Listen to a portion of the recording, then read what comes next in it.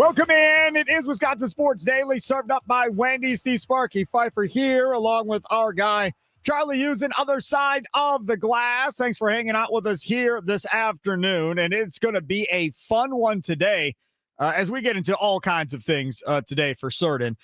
First off, we're going to start off talking about the Green Bay Packers with a signing by Aiden Hutchinson to the Detroit Lions. We're going to jump into that and what that means for the Packers and what it means for the rest of the National Football League, because I think there is definitely something there to be talked about. Jim Owczarski will join us from the Milwaukee Journal-Sentinel, covers the Milwaukee Bucks. He joins us coming up here in the next segment, 2:20. We'll talk some Bucks basketball. Ian Hartitz, who is a huge fantasy football guy with Matthew Berry's Fantasy Football Life that they do. He is going to join us coming up at 3 o'clock. Not necessarily to talk fantasy football, however, but he had some numbers out, what was it, yesterday, talking about the Packers, some advanced stats that Charlie saw. And I was like, oh, that's good stuff. Let's dive into some of these advanced numbers that Ian Hartitz has. So we'll dive into that, talking Packers football coming up at 3 o'clock. Charlie Sounds today, of course, comes up at 3:40. And then we'll get to our green and gold update at 4 o'clock that we do every day at 4 o'clock on the show. So looking forward to that as well. First, I want to start off talking about Aiden Hutchinson's new deal that he signed with the Detroit Lions. Now, outside looking in, it's like, of course he got a lot of money. That obviously makes a lot of sense. 4 years, $180 million extension that includes $141 million guaranteed. So that is the largest non-quarterback fully guaranteed deal out there right now, is Aiden Hutchinson. That surpasses Micah Parsons, because Micah Parsons had $123.1 million at signing and a 4-year, $188 million deal. Now, when you look at average salary, Micah Parsons is making $46.5 million. Aiden Hutchinson, $45 million. TJ Watt, $41 million per year. Myles Garrett, $40 million. Daniel Hunter, $35.6. Max Crosby, $35.5. When Micah Parsons signed his deal, a lot of the conversation around the National Football League, around sports talk radio and the talking heads on TV, whether it's ESPN or FS1 or CBS Sports Network, whatever it was, hey man, you got two dudes between Jordan Love and Micah Parsons, both combining to make over $100 million.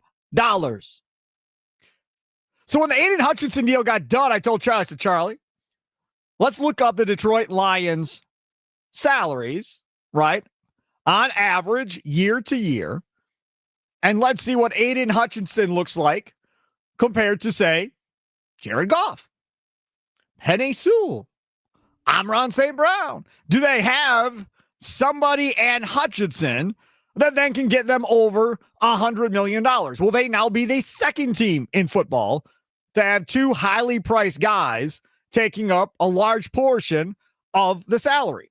Because for so long, it's been, you can't win a Super Bowl if you've got somebody making, the highest amount of money in the National Football League. That just can't do it. You got to win when a quarterback's on his rookie contract, right? That's what we always have heard.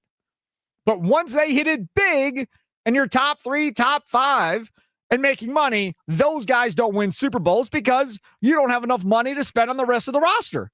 So when now you get two guys at that level on one roster, then there really becomes a lot of skepticism as far as whether or not this can actually occur. Can this team actually win a Super Bowl? So Charlie looked at the Lions' salaries. Charlie, what did we find? If we look over at Jared Goff's annual salary, he's making about $53 million per year. Penei Sewell is making about $27.6 million. That's not going to get over 100. Who else? And Amon St. Brown is making about $30 million per year.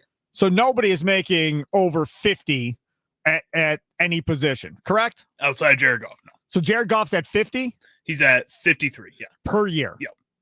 And he is at, Aiden Hutchinson is at, so Hutchinson is at 45, so that's what, $98 million a year? Yep. So that still doesn't clear 100, but it's damn close.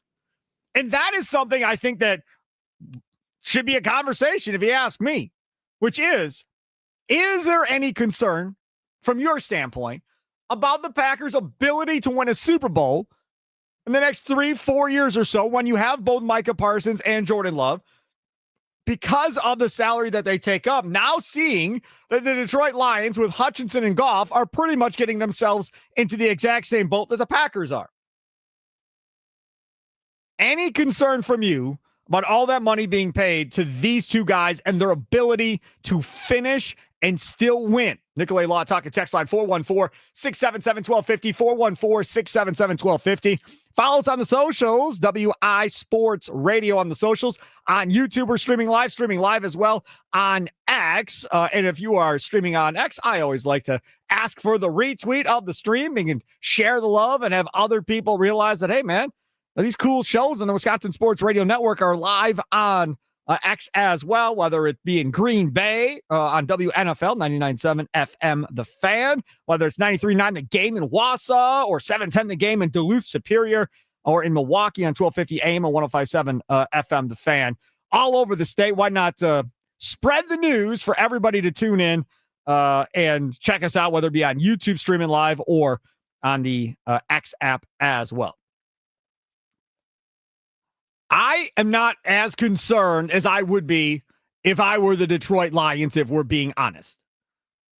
And the reason why that is because the Packers, for as long as I can remember, outside of maybe a couple of years at the end of Aaron Rodgers, have always been one of those teams that have been one of the younger teams in the National Football League. That being because Ted Thompson did not want to spend money on free agency. Ted Thompson did not trade for high-priced talent, nor did he sign high-priced talent. He believed in doing what? Draft and develop, which is the same thing that Polian did for the Colts, the same thing that was going on in Pittsburgh with the Steelers for years under Cowher and those guys. Those were the three teams that did it that way and didn't want to spend a lot of money in free agency. They'd sign their own guys, but they weren't going to go sign anybody else. So if there's any organization in football that is built to overcome two salaries at that price level in Parsons and Love, it is the Green Bay Packers, because they rely so much on young, cheap talent in order to get this thing done. Now, under Gutekunst, they've not been scared to spend money, right? Zadarius Smith, Preston Smith, Adrian Amos. This year, they get Hobbs. They go out and they get Banks. We talked about the Micah Parsons trade.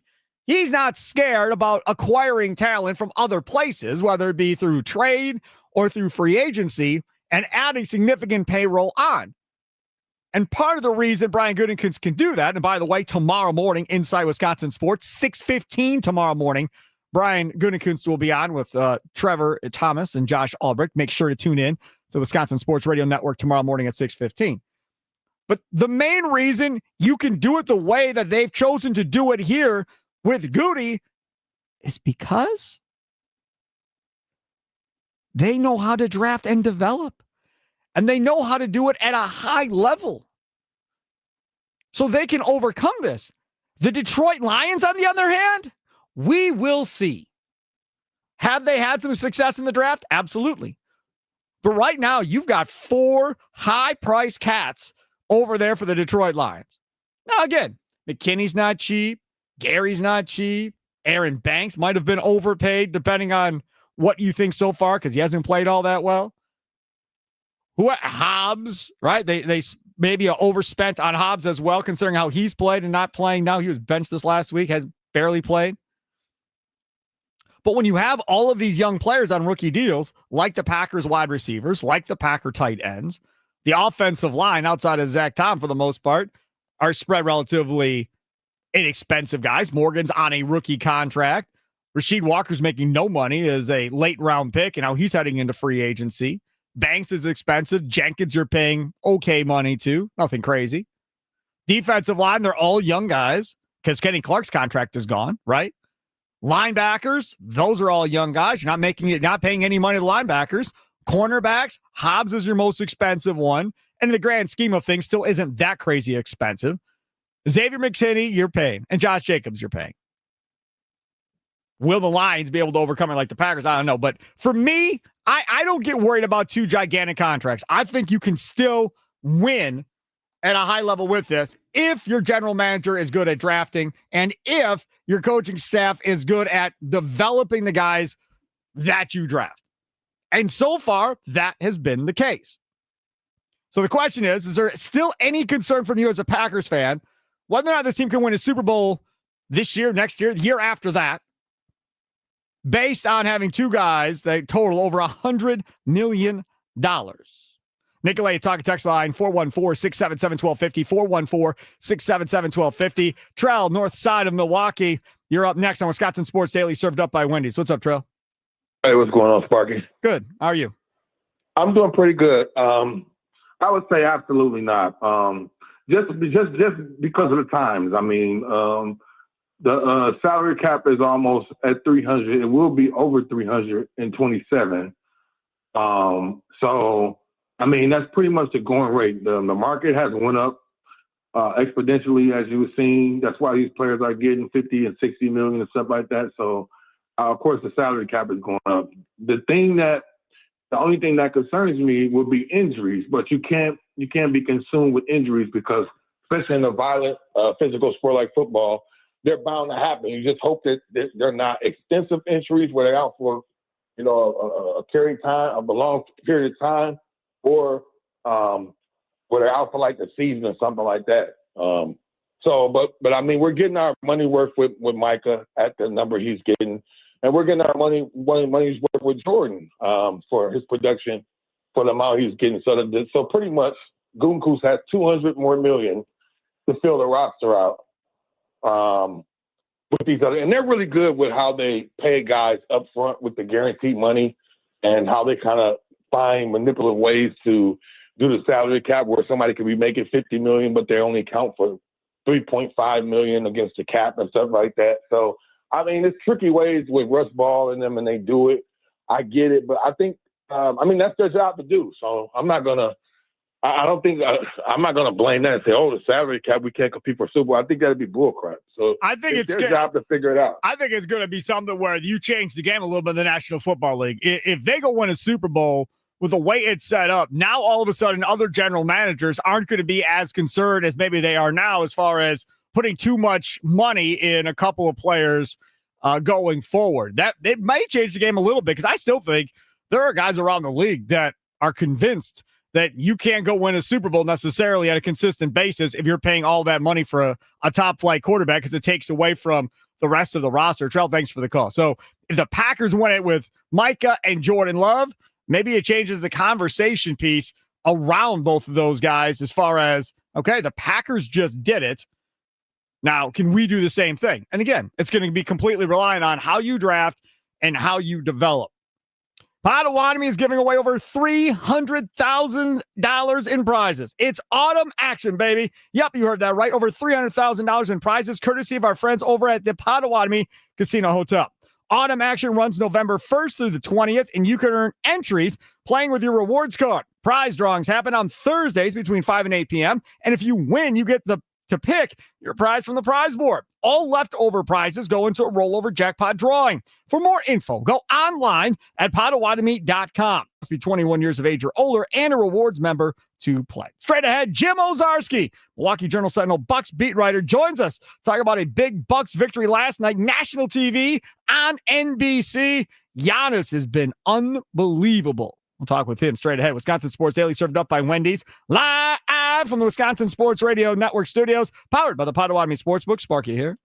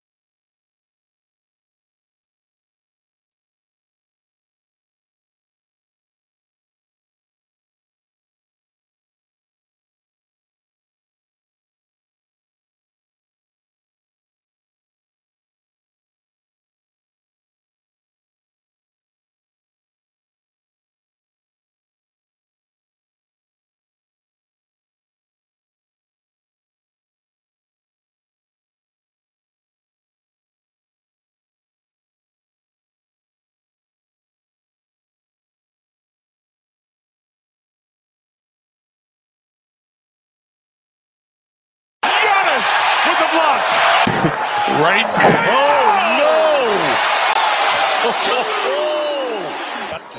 Giannis just absolutely in takeover mode here. Colonel Anthony Townsend on the attack, high off the glass. It's not coming easily. Giannis, freight train coming. Good luck stopping Giannis. That's all I got to say. Good luck stopping Giannis. You heard Tarico, Reggie Miller there. Didn't hear much Jamal Crawford, but you heard those two on NBC last night. So Wisconsin Sports Daily served up by Wendy's. See Sparky Fifer here. Charlie Usen, the Chicago Charlie, producing Other Side of the Glass. Joining us now on the guest hotline, powered by Gruber Law. He is Jim Owczarski. See his pretty face here on YouTube and on Twitter as well, streaming live on X. First time we did this was yesterday afternoon, so we've been doing this now for 24 hours officially trying to stream on this bad boy. But having said that, they can find Jim Owczarski on Blue Sky because that is where Jim Owczarski lives. Not live here on it. He lives on Blue Sky. I want to differentiate because I feel like he might feel like he was betrayed by having him lightning live stream on X. I'm glad he did not make demands to not live stream this on X, Jim Owczarski. Thank you very much. How are you? I'm good. Thanks for having me. Appreciate the clarification for those looking to follow me. Yes, Blue Sky. That's how you find Jim Owczarski and all of his work. Or just go to JS Online and you can read all of his stuff there too. Okay, so those are Giannis highlights. Giannis is crazy. He's really good. We came into the year, there was a lot of talk and conversation of, okay, if this is truly going to be point Giannis, if he truly is going to run this offense, he might put up stupid, crazy video game numbers if he gets to control what he's doing with the ball from time to time, and that may lead to another MVP for Giannis. I mean, so far, so good. It looks like another MVP year to me so far, Jim. I mean, yeah, he's sort of, look, whenever he's doing stuff, and Wilt Chamberlain is the comp, right? Like, or there is no comp, whatever the raw numbers are, it was like most through 2 games, through 3 games, through 4 games. He's already done those things, Sparky. So, yeah. And I think what's key for this Bucks team is he's doing it at 33 minutes a game through 4 games, right? He's leading the league in shot attempts and 2-point attempts and up there in free throws. So he's shooting a lot. But yet also, he doesn't have a triple-double yet, but, 6-7 assists. So you are seeing all of that. And Spark, I remember talking to you in May at the Combine when I said, this Bucks team was going to look to retool around him in a different kind of way. Now, we didn't know the wave and stretch was going to happen. We didn't know Miles Turner was going to happen. But this was the vision, I would say broadly, to sort of lean back into the sum greater than the parts, if you will. Sparky, you would know this better than most in market. I'm looking back at that 18-year Bud new coach. Who's this old man, Brooke Lopez, coming in? Who's this Pat Connaughton guy? Is Eric Bledsoe a winning player? Like, there were a lot of questions about that team. And what's this 5-out, shoot a bunch of right? Like, and so I think the Bucks leaned back into that idea roster-wise, and you're seeing a lot of threes. You're seeing maybe some borderline all defensive play, right, out of some backcourt guys. Miles Turner, again, people outside of Milwaukee sort of poo-pooed that addition. Like, that's not enough for the Bucks, a la Brooke Lopez 7 years ago. So I don't know, Sparky. It's you're seeing it kind of come together early on, and they're 3-1. It's a good start. Miles Turner offensively is nothing to write home about so far. But Miles Turner defensively obviously is helping things, as we all know. He can block shots. They talked about it on the broadcast last night because obviously he's a former Pacer, so Reggie Miller is just, loving him. Talking about how great of a leader he is, how great he is in the locker room, and all of that. And as I've said before, when the Bucks would play the Pacers for all these years, I always say, leave him wide open, let him shoot. If he gets hot, then deal with it. But if he doesn't, he'll just keep shooting them regardless if he's making them or not. Just leave him alone until he proves he can make them on a given night. And he's shot several air balls, I feel like, already from out there. But having said that, you brought up defense and backcourt. What about the defense of Kyle Kuzma last night on Karl Anthony Towns? And again, I don't know if that's real or if that's because it's Karl Anthony Towns and he disappears from night to night in the NBA sometimes. But Kuzma, offensively, again, nothing necessarily, but defensively, if he can give you some of that on a night in, night out basis defensively, then that's worth having him on the floor. Yeah, look, you don't have to worry about is that real against a specific player Sparky, I think, until the playoffs. All that matters is it needs to be real that night. And Kyle Kuzma. And play with that energy and that effort on defense every night. Right. Yeah. And so, look, I mean, in open locker room before the game, Kyle was kind of going through his prep and his left ankle was swollen.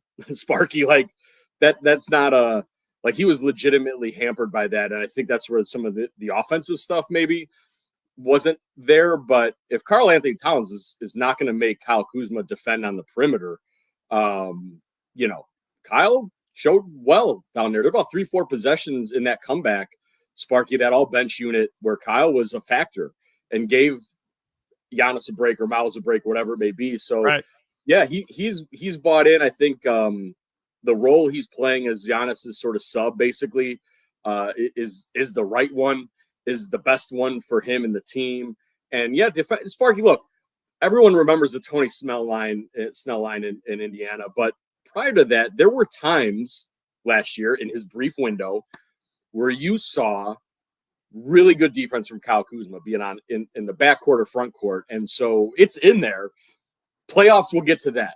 But Jim, night to night, yeah. But Jim, that's just it. That's what you just said. That's the problem with his whole freaking career. It's in there. The problem is it's not there every single night. Like, if you say talented dudes on the Bucks, he's near the top of the list as far as raw talent, athleticism. He's long, defends several different positions, has the ability to get to the rim, has the ability to kick out and pass, can knock down outside shots, but he just has never, for whatever the reason, put it together consistently night in, night out.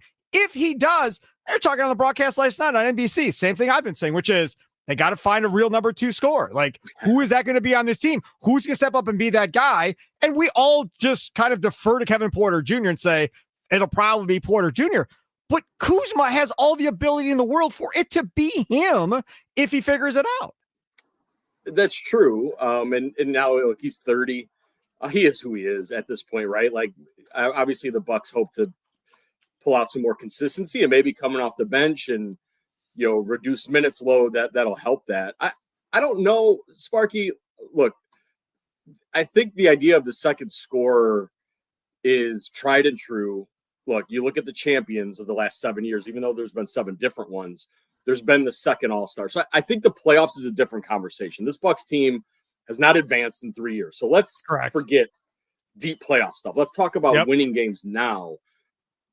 The modern NBA, they can exist and win games with Ryan Rollins being the number 2 scorer yesterday. They can exist with Gary Trent Jr. being the number 2 scorer in Toronto. Maybe tomorrow night against Golden State, Bobby Portis hits some shots and he scores 22 points. Like, they can win this way now through the regular season, Sparky. The second bucket getter, I think, needs to be determined by the playoffs. And we'll see who that is. But I don't think you're saying right now in the regular season that may be, but I just don't think when it comes to the playoffs, you can roll the dice and wait to see who it's going to be every night. That's going to be the guy that gets hot. Like that, to me, that is a dangerous game to play when you get to the postseason where defenses actually start game planning and start locking in. Defenses in the regular season, the postseason are not the same two things. That's fair. And I think, but again, we need to change expectations of this Bucks team, Sparky. They haven't won a playoff series since 2022. Like, man, I picked them to win the championship this year. Okay. Ask Charlie. Charlie, did I or did I not? You did indeed. I did. And did I or did I not say I was going to hate the product because I hate jacking threes up every 5 seconds, and I still picked them to win. Then I talked to a guy down in Chicago, a guy at the Score, actually, and it wasn't on the radio. I was on speakerphone talking to somebody else, and he heard me. He's like, Sparky, Bucks are my dark horse to win it this year in the NBA. I was like, that's funny because I just picked them. I'm not sitting here trying to badmouth the Bucks one way or the other. My point in all of this is somebody, whoever it's going to be, has to legitimately be that guy, because I'm going to go to the Brewers. Can we go to the Brewers? You go look at the Dodgers. You know Shohei Ohtani's going to be a dog. You know Freddie Freeman's going to be a dog. You know those dudes are there every night, and they're going to be difference makers. The Brewers, who did you know consistently every game was going to be that offensive juggernaut when you got going, right? Those guys are Hall of Famers. The Bucks right now have Giannis. Yes, every night you know he is there. Back in the day, you knew Middleton was going to get you 20 every night. You knew. Damian Lillard, I mean, even though it didn't work out, but you knew he was going to get you points every night. I got to have him too. No, that's the point, Sparky, is it didn't work out. And I think, look, Jamal Murray's never been an all-star, and we could talk about his production, but the Pacers, look, everyone wanted to emulate the Pacers, so you can't really knock the Bucks. Like, who is the number 2 in Indiana the last 3 years? It's Halliburton was head of snake, and then on one night it was Turner, one night it was Siakam. In the playoffs it was Nembhard, there was Nesmith. Like, yeah, I get what you're saying. Kevin Porter Jr. individually, Sparky, is the guy. 8 seconds left in the shot clock is going to be able to get the bucket. He's that guy. Like, talent wise, he's that guy. Yep. But in terms of winning and getting there, Sparky, like, they're like in the East, this is how it's built. They're run through the list of the actual contenders in the East, and you're talking about who, Paolo and Franz. Who's the 2 in Detroit? No one knows. You're talking about Mitchell and Garland. They can't get out of the second round. That's the thing, Sparky. Like, I think the Bucks can get to where they need to get to the way they are. Are we to the point? Let me see if I understand what you're saying. We went from an NBA where you had to have a big 3 to now a new NBA, yeah. Jim Owczarski, Milwaukee Bucks beat writer for the Milwaukee Journal-Sentinel, where now we're looking at it and going, yeah, you only need 1. You need 1 and a bunch of good players, and you can win it. You don't need a big 2 or a big 3 anymore. Now you only need 1 special guy. Durant and a bunch of good players, he'll figure it out. They'll get it done. Like, I have a hard time buying into that. I think the big 3's out for sure. The 2 is interesting, and I think here's what's funny, Sparky. What is the 2? So, like, let's say Ryan Rollins has the Dyson Daniels glow up this year. What if Ryan Rollins is the guy who's all defensive third team?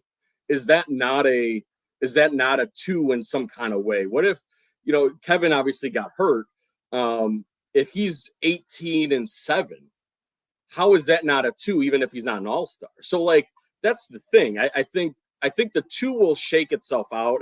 And I do believe that with this group, Sparky, but to get to April, I think they'll be fine with AJ Green one night and Bobby one night and Gary one night. And then you're right. Come playoff time, we're going to learn more. This team has a lot of unproven guys outside of Turner and Portis, really. And Giannis, of course. But also, Sparky, you mentioned the baseball. Like, the Bucks have Shohei. Like, their number 1 in the East is so far and away better than any other one. The Angels had Shohei and Mike Trout and couldn't get to the playoffs. I mean, you gotta have more, right? All right, I got one more for you because we spent way too much time on that, and I didn't plan on the interview going that way. But that's why I like having Jim Owczarski on. You never know which way we're gonna go. So last night, back to the NBC broadcast, which, by the way, you could tell me about apps and all these other channels. There's nothing better than watching games on over-the-air networks, whether that's Fox, NBC, ABC. The picture is better. Everything is better. So they were talking last night they were stomping about Ryan Rollins should be the starting point guard. And I tweeted out, like, okay, well, and this is cool that he had a game, but can it ever get to the point where there is a conversation about him versus Porter as that starting point guard? Because I think you could argue to the point of Rollins starting, which is Porter's a little bit more instant offense immediately off the bench. If you're looking for that 6th guy to bring you offense off the bench outside of Bobby Portis, if Portis ends up on the bench at some point, then maybe that makes sense. But until Rollins can show he can do this every night, and that's going to take a while, I think Porter's got that job locked in, right? Yeah, that's typical, like, first week overreaction in the moment overreaction. Like, Kevin Porter Jr. scored 10 points and had 4 assists in 9 minutes. before he got hurt. No. Like, Ryan, I think what this is, Sparky, and what Bucks fans should be excited about was, look, the non-Giannis minutes was a big concern. John Horst told me about it. Doc talked about it. It was, okay, you knew Bobby could maybe heat up and get you second unit points, but it was like, Kyle, like, what's going to happen here? This is a lot. This is given Doc and the Bucks now another element, a second level score outside of Cole Anthony or third level, I guess, over the break, right? In that second unit, like 2-man Ryan Rollins, Bobby Portis, that sounds a lot better now than it did 2 weeks ago, Sure. right? Because we had and look, Ryan is doing well, step by step, game by game. He's gotten better in something that's can't be expected. And I think if you were to say he's going to play 28 minutes off the bench, or maybe 35, depending on the matchup, like, you feel better about that now. Now Kevin Porter Jr. is the starting point guard. He's a better player than Ryan right now, I still say. And let's not forget how he started the year before he stepped on Bobby's foot and has been out for a couple weeks now. There he is, our guy, Jim Owczarski, Milwaukee Journal Sentinel, Bucks beat writer. Follow him on Blue Sky at Jim Owczarski. Thanks so much for coming on, and enjoy the rest of your day, my friend. Yeah, thanks for having me, Sparky. Look forward to it. There he is. You betcha. There he is, Jim Owczarski. Again, streaming this show, Wisconsin Sports Daily, served up by Wendy's. On X, retweet if you'd like to let other people know that we're live streaming as well. We just started this yesterday, so any type of extra love we can get on X would be appreciated. On YouTube, streaming there as well, at WI Sports Radio, everywhere you want to look for us. Instagram, Facebook, X, YouTube, everywhere you want us to be, we are there. I'm going to take a quick time. I'll come back. And I want to talk about the World Series a little bit, but not necessarily the World Series pitch by pitch, bat by bat, nothing like that. In a little bit more generic terms, because I saw numbers, TV numbers, ratings numbers from Bob Nightingale, MLB insider. Some of you like him, some of you don't. It is what it is. But put numbers out there as far as the millions and millions of people watching in different countries at that of the World Series. And this is what I want to know from you all. When your favorite team isn't involved, which ours hasn't been since the 80s for the Brewers, what makes you want to watch a championship game or series? Could be Super Bowl, could be NBA Finals, could be the World Series, Stanley Cup Finals, whatever it is. What brings you to the TV when your favorite team isn't playing? Why are you watching? What brings you to the TV on a year-to-year basis if you do watch these things? Nicolay Law, talk and text line 414-677-1250, 414-677-1250. The Bucks did win last night. When the Bucks win, you win at Wendy's. After every Bucks win, stop by any participating Wisconsin Wendy's for a free small vanilla or chocolate frosty classic. No purchase necessary. This offer is only good for 24 hours after win, so act fast. Get that free small frosty classic at Wendy's. And as always, I encourage dipping the French fries into your frosty because it is delicious. It's Wisconsin Sports Daily, served up by Wendy's, live from Wisconsin Sports Radio Network Studios, powered by the Potawatomi Sportsbook. Sparky here.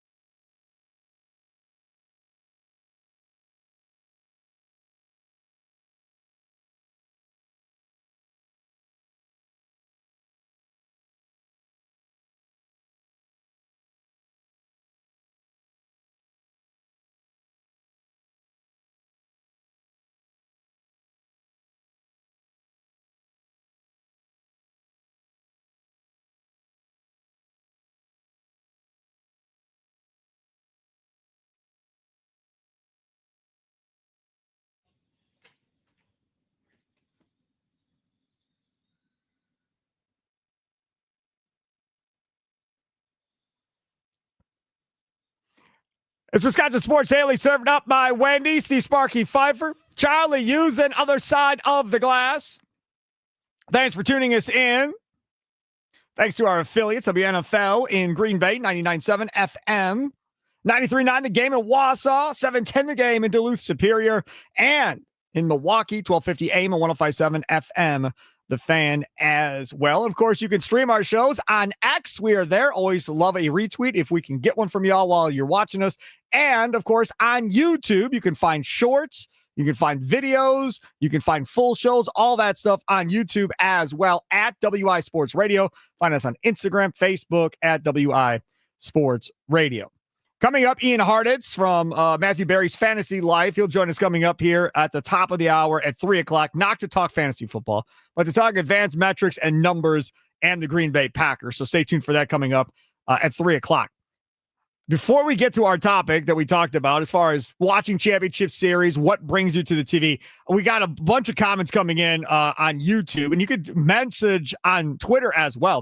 You go on the bottom if you're watching and streaming us, you can comment right there, and it'll pop up on our screen, and we can read messages from X as well. All right, Charlie, what do you got from YouTube? All right, so over here, our guy Turner has something to say about everything about the Bucs, but I want to focus in on what he has to say about Miles Turner. He says Miles Turner offensively not doing well stat-wise, but his IQ, leadership, movement without the ball, extra passing for screens, and shooters has been very beneficial to the offense. 1,000% accurate, yes. Especially his ability to drag defenders away from a potential shooter and so forth, or away from a play. Yeah, very, very good at that. Got a bunch of ones coming in on the Nicolay Law talk and text line as well. 281 Rounds is going to be a hell of a player for the Bucs going forward. 424 says it will be the Bucs and Pacers championship runs this year in Titletown. I think he forgot the K. I think he meant Packers. Then we have another one here from the 414. Ryan Rollins, newest breakout baller for the Bucs. Look out for the rest of the East. People on the Ryan Rollins train. Big game, career high game. Love it. Pat him on the butt. Let's see if he can do it again. He just looked confident. I think that was the biggest thing last night about his game. He's playing with a busted up lip and all that. Every time he had an open shot, he was taking it last night. He did not care, did not seem like it was going to deter The other thing is getting deflections, man. Closing on that basketball and getting a deflection that turns into a steal or whatever. There were several times the Bucs were getting deflections in that game last night and they weren't getting the ball. The Knicks would get it back, but still, you're causing chaos a little bit as the time is ticking away on that shot clock. So even though you don't get the ball, it still screws up what they're trying to do. I will say, though, that defensively, him and Gary Trent Jr., while they're very good at deflecting the ball, if they don't get that deflection, they are really bad at getting back into position in front of their guy that does have the ball, and it makes it really easy for that guy to drive the basket right now. They need to work on that. All right, let's get to our topic here at this time frame for our last segment. When your team isn't involved, right? So let's say your favorite teams, and I'm not going to assume you all are Brewers, Bucks, Packers, Badger fans, but let's say they are, right? And your favorite team isn't playing in the Super Bowl. Your favorite team's not in the World Series, like every year for the Brewers. If your team's not in the NBA finals, or your team's not in the Stanley Cup finals, if you're an NHL fan, why are you watching? What's bringing you to the TV set to want to watch that? What brings you to the TV? The reason I asked this was I saw the World Series numbers from Bob Nightingale with USA Today, MLB Insider. And there's no insight necessarily here per se, but World Series TV viewership for the first two games, right? So this was before last night. United States, 12.6 million. Japan, 10.7 million. And Canada, 7 million people as well. That's a lot of people. Now, obviously, Canada's involved. Why? Because Toronto is involved, right? Why is Japan involved? Because there's several players involved playing in this series that are from Japan. So obviously, that's why they're all tuning in. But if we're being honest, and that's what I always try to be on this show, man, if the Brewers get knocked out in the playoffs, I'm out on the World Series. Good luck to you. Everybody can watch if they want. I'm out. If the Bucks get knocked out in the playoffs, depending on where it is, like if it's the Eastern Conference Finals, I am not watching the finals. If they get knocked out in the first round like they've been doing, I'd still be interested. Why wouldn't you watch the finals league? What's wrong with that? I'm not. I feel like you'd want to watch the finals more, right? It takes me a while to get over my team losing. So that makes sense. I'm not. No, there's too much heartbreak. I'm watching this going, damn, they could play better than these clowns are against these guys, right? That's what you think. So NFL, That's different to me. It feels like the rest of them. So like the Packers, I know, close your ears, maybe 2014. That year was horrendous, right? But how many of you still turned on and watched the Super Bowl? How many of you still had a Super Bowl party at your house and did your thing? Back then, I used to do these parties where we'd watch Packer games. I was at Quaker Steak and Lube, if everybody remembers that place. It's no longer in our area, but I missed it so much. I love Quaker Steak and Lube. But that place was here. We used to do parties, like in their bar, restaurant area. We packed that place. So for the Super Bowl 2 weeks later, they're like, oh, we want to have a party to watch the game. I'm thinking to myself, you got to be kidding me, man. Ain't nobody wants to watch that game after you just got destroyed in the last 5 minutes of the NFC Championship game. No, we got to do it. So I said, okay, fine. So we made it a whole Brewers theme, right? We gave away tailgate supplies, grills, food, all kinds of stuff. We did Brewers trivia throughout the game instead of like Packers trivia like we would normally do when we were watching a Packers game. We had a blast. And there was a snowstorm on top of it, if everybody remembers that year. The morning of the Super Bowl or the afternoon of, whatever it was. And we still had a lot of people there, and it was a lot of fun. For whatever reason, Super Bowl is different. Like, you still watch the Super Bowl even if that happens. But for me, it's not the same way for me with the other sports. Like, I'm hard pressed to go watch it. On YouTube, I'll go back to YouTube over there with Charlie because we have a comment over there as far as what brings you to watch these series if your team's not in it. Nicolay Law Talk at text line 414-677-1250, 414-677-1250. Socials at WI Sports Radio. What do you got? Our friend Q says, my order, boredom, stars, close game, close series. Boredom is first. Mm-hmm. Yeah, I could see that. But in reality, for me personally, I'm going to watch The Cosby Show for the 5 millionth time before I'm going to go turn that on if I'm that bored. Like, I'm not, that's not going to do it. Star power, yeah, I think there's something to that, right? So there's a couple things here. It's like when Jordan was doing his thing, you were rooting hard against that damn team to see somebody beat them. When Curry and Durant and Clay and those guys were together, you were rooting hard for somebody to beat them.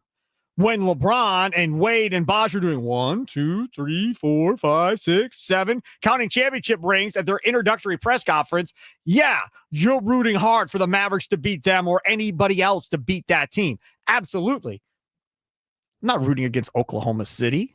No. I hate the Pacers, so yes, I'm going to root against the Pacers for sure. No matter if it's an exhibition game or a NBA Finals, I'm all in to make sure they lose. To me at least, for me personally, I really have to be wanting to root against somebody in order for me to get to tune in. I got one here from the 815 on the Nicolay Law Talking text line. I stopped watching all sports when my teams are out. I'll find out on the radio who won it all. I'm kind of the same way. Again, outside of the Super Bowl for whatever the reason. Everything else, I pretty much check out for the most part, unless I'm actively, again, rooting against somebody. That just seems weird to me. I don't know. I am weird. But like, you're not though, because other people are doing the same thing. Yes. They're at home turning off the TV for these sports. Like, I just love watching these sports. Josh Albrecht on Inside Wisconsin Sports in the morning show. He ain't watching the World Series either. For the same reason I'm not. Like, screw it. Brewers are out. I have no interest. Yeah, but also you could be watching one of the greatest athletes of all time, not just baseball players, athletes of all time, Shohei Ohtani. I've got good news. Moments. I've got good news for you. He's going to play the Brewers a bunch more. more. But this is a huge moment. Like what he's doing in the World Series right base, now. 9 times, all of that. The Blue Jays are giving them a run for their money, and they're a really fun team to watch. We could be watching Vlad Guerrero Jr., who could also be one of the greatest players of all time when his career could be a Hall of Famer too. Right. Yeah, absolutely. These are things that like it draws me to the screen, that there's these storylines beyond my favorite teams. And maybe that's because I'm a Chicago fan and a lot of my teams don't do very good. So it is fun to start watching the World playoffs or Hall of Fame or World Series for all these other teams.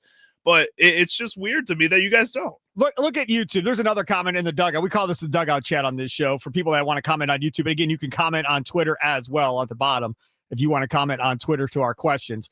This is from Robert. What does Robert say? It says college basketball is more entertaining. Go Badger basketball.